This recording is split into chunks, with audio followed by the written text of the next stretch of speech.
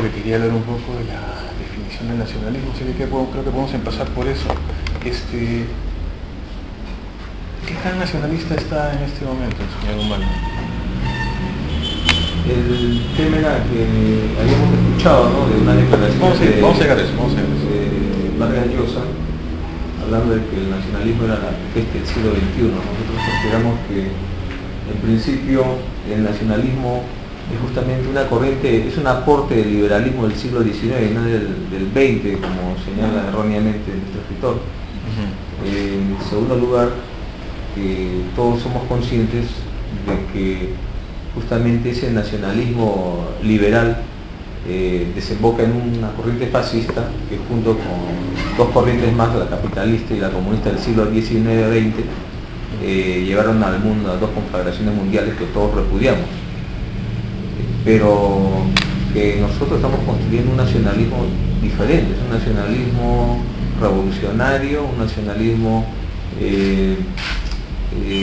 humano, 2.0, ¿no? Un nacionalismo humano, y que tiene como objetivo la construcción del Estado Nacional, que es lo que inclusive Juan Pablo II, en una de sus encíclicas, 100 años, hace mención a la soberanía de una nación. Y en tercer lugar, yo diría que no está bien que podamos criticar en abstracto un concepto y no más bien las aplicaciones o las interpretaciones de ese concepto. Es como decir, criticamos al Estado en general, pero hay estados buenos y hay estados malos, ¿no?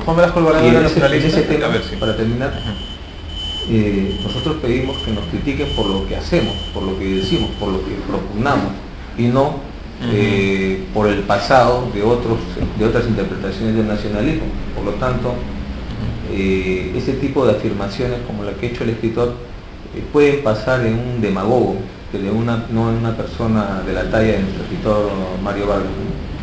Correcto. ¿Juan Velasco Alvarado era nacionalista, señor? Es una corriente nacionalista que parte de una dictadura militar. Y no vamos a esperar lo mismo de usted. No, porque nosotros jamás hemos hablado de estatizaciones.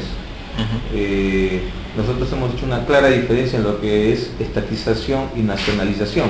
La estatización es la apropiación de una infraestructura, de una empresa, de un tangible, ¿no? Lo que nosotros hablamos es que eso habrá sido en el siglo XX. En el siglo XXI lo que hablamos es de procesos de nacionalización. ¿Y qué significa nacionalización, para que no se tergiversen las cosas? Es poner al servicio de la nación una actividad. Ni siquiera hemos hablado de una empresa, sino de actividades en las cuales el Estado tiene que tener presencia, ¿no? Y esta presencia se puede dar a través de organismos reguladores, a través de acciones, etcétera, siempre respetando el Estado de Derecho. Eso es lo que hemos señalado en todo momento. Claro, ahora, igualmente, como me decías, en el tema de los medios de comunicación, nosotros siempre hemos apostado por la pluralidad de los medios y por la pluralidad de la información, ¿no? Y usted lo podrá comprobar como me he sometido a toda la investigación, escrutinio y opiniones de muchas empresas privadas de comunicación. Ahora, el temor puntual de Vargas Llosa es que el nacionalismo, digamos, se tiene más presente la idea de fortalecer la idea de Estado-Nación sobre las libertades individuales de las personas, ¿no? Y ese es el principal temor realmente de Vargas Llosa, ¿no? O sea, ¿qué pasaría en su caso, no? A mí me parece que él es una persona de mundo y no puede, vuelvo a repetir, atribuirnos la carga de procesos procesos nacionalistas y fascistas, que son derivaciones de un nacionalismo liberal. ¿Usted se siente aludido personalmente? Pero parece que posiblemente él no se refiere a usted. Del siglo XX, ¿no? Y nos pretende que asumamos el costo de esos procesos pasados, de esas interpretaciones en el continente europeo. Yo creo que Mario Vargas debiera criticarnos por lo que hacemos, por lo que decimos, y sí me siento aludido, por supuesto. Ya. Mario Vargas, le dice usted, no usa el apellido compuesto. No es compuesto.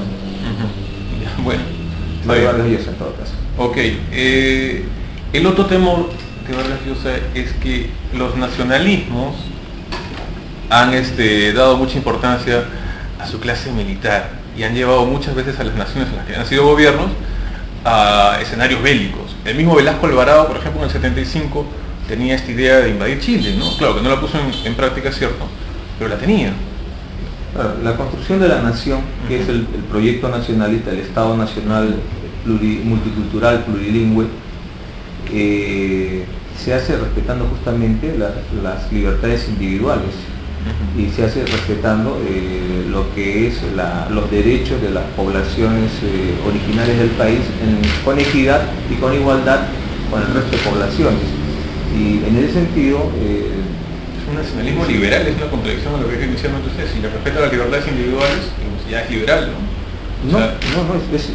No confundamos lo que es el derecho natural y el derecho constitucional con una ideología. El hecho de que en un Estado de derecho se respeten todas las libertades no quiere decir que eso sea potestad de una ideología, sino creo que eso pertenece a los derechos naturales y derechos constitucionales del ser humano, al margen del sistema político que deba vivir. En segundo lugar, nosotros hemos expresado claramente nuestra posición en el tema de Fuerzas Armadas. Frente a otras posiciones que hablan de carreras armamentistas, lo que hemos dicho nosotros es que lo que necesitamos es una Fuerza Armada físicamente disuasiva y moralmente sólida, ¿no? Y en ese sentido, nosotros no entramos a apoyar una campaña de compras o adquisiciones de armamento en función de nuestros vecinos, sino se debe hacer en función de nuestras propias necesidades. Y también hemos hablado que para determinar nuestras necesidades debemos de reexaminar nuestra doctrina de defensa nacional, que es la cual es la doctrina la cual nos va a hacer ver cómo vamos a afrontar la defensa nacional teniendo en cuenta la población, teniendo en cuenta el territorio, y nos determinará realmente qué es lo que necesitamos adquirir y qué necesitamos producir en el Perú. Ahora, ¿es fácil ser nacionalista, digamos, estando tan cerca de líderes gremiales que muchas veces están lejanos de sus bases y se siguen perpetuando en los cargos, o de líderes de izquierda que básicamente todavía siguen pensando en la lucha de clases, como usted mismo ha reconocido?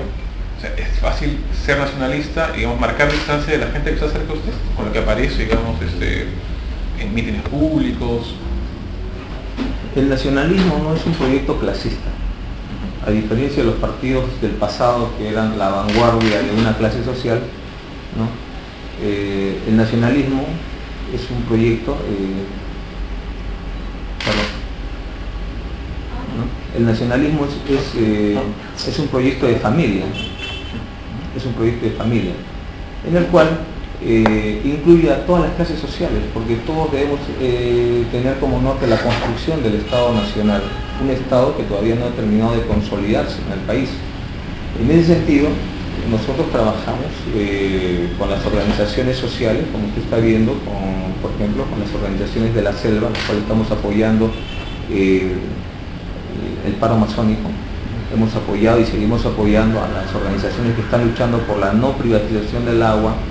Defendemos a las organizaciones, a la población que es afectada por la contaminación en la explotación minera, etc. Pero también recogemos y defendemos el derecho de que el empresario nacional tenga por lo menos una igualdad de trato con el empresario no nacional. Y creemos en ese sentido que el Estado tiene que romper todos esos prejuicios que hacen que la población en el Perú sea tratada en forma desigual en base a diferentes factores, que puede ser cantidad de dinero, hasta color de piel, ¿no? Hasta esas cosas llegamos, o lugar de nacimiento. Tal es así que también cuestionamos, por ejemplo, el tema de la representatividad de la población.